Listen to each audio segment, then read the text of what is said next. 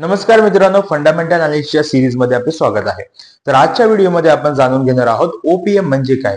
तर ओपीएम म्हणजेच operating profit margin, म्हणजेच की कंपनी तिच्या कोर बिझनेस मधनं म्हणजे मेन बिझनेस मधनं किती प्रॉफिट कमवते हे आपल्याला ओपीएम फाइंड करण्यासाठी सिंपल फॉर्म्युला आहे ऑपरेटिंग प्रॉफिट भागिले रेव्हेन्यू गुणिले 100.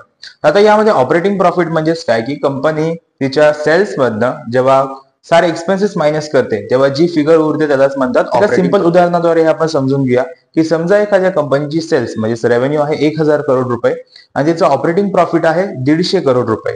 जर या दोघांचा भागाकार केला आपण आणि त्याला 100 ने गुणिलं तर त्याची व्हॅल्यू येते 15%. म्हणजेच की कंपनीचा ओपीएम आहे 15%. आता यामधनं आपण काय समजून घेऊ शकतो की कंपनीचा ओपीएम जर हाय असेल याचा अर्थ कंपनी एफिशियंट आहे आणि सर्व खर्च नियंत्रणामध्ये आहेत.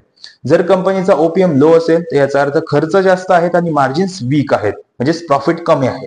त्यासोबत कंपनीचा ओपीएम जर वाढणारा असेल म्हणजे ग्रो होताना दिसतोय तर कंपनी पण हळूहळू ग्रो करते. आणि तेच जर उलट की कंपनीचा ओपीएम लो होताना दिसतोय हळूहळू तर कंपनी पण हळूहळू प्रॉफिट मार्जिन्स कमी करत आहे असं आपल्याला दिसून येतं.